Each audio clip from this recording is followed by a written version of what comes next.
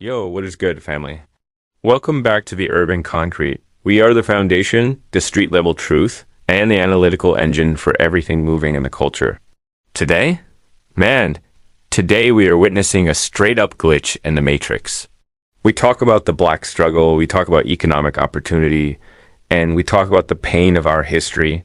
But today we're looking at it through a wild out lens.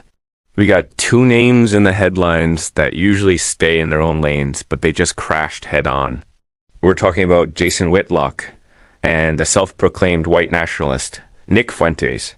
It's like the Twilight Zone, a moment where two races argue with each other about who matters less. This ain't just a Twitter beef.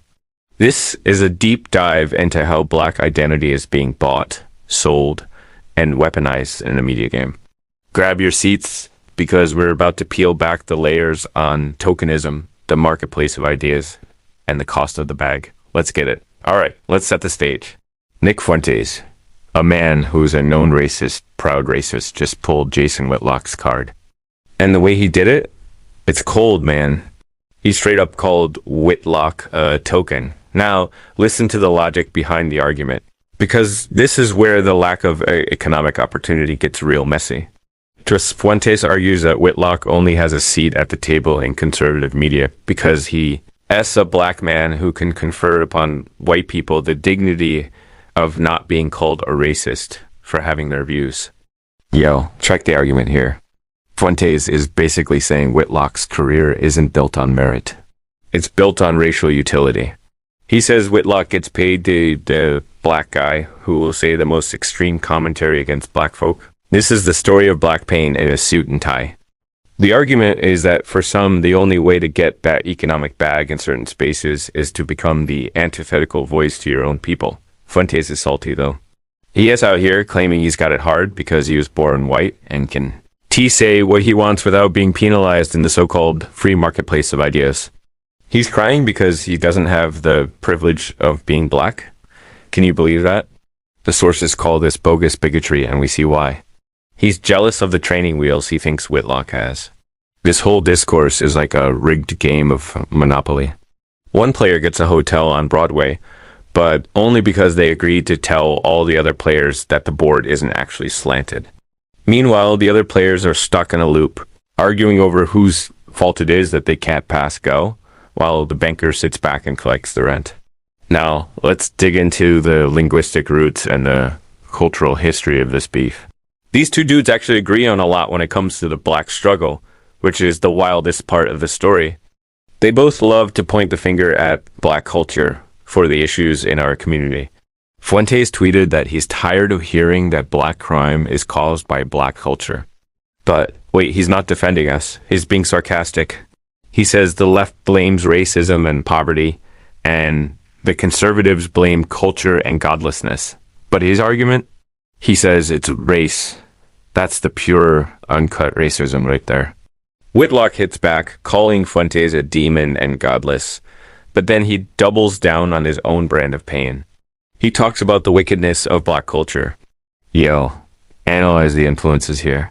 You got a black media figure and a white nationalist both using the same culture argument to explain away systemic discrimination and the lack of education.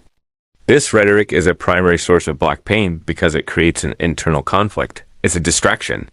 Instead of talking about why the schools are underfunded or why the jobs ain't there, they're arguing about whether it's godlessness or race.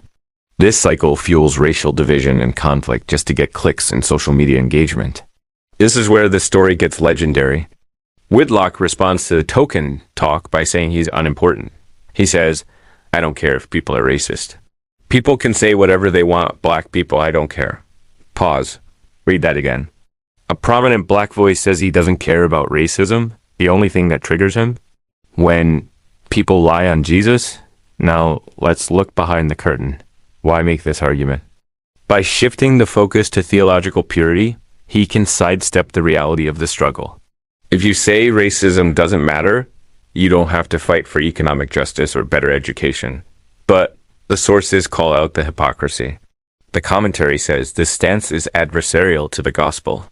Think about it. Jesus' message was about the poor, the downtrodden, and marginalized. To say, screw the marginalized, just be cool with me is a wild flip of the script.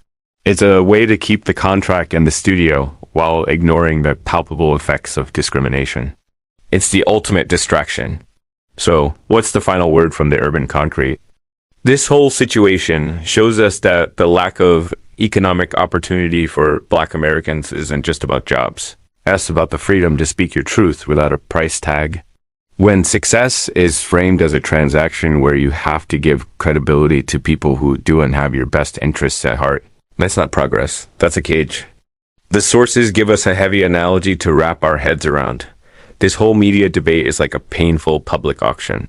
The value of a Black voice in this marketplace isn't about wisdom or history. It's about validation.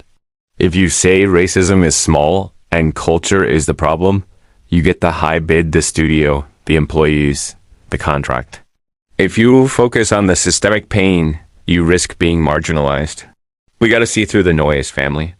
Don't let the Twilight Zone moments distract you from the real work building our own foundations, our own schools, and our own economic power that isn't for sale. That's the truth for today. Stay solid, stay concrete.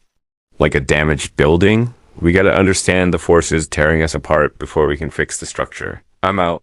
Peace.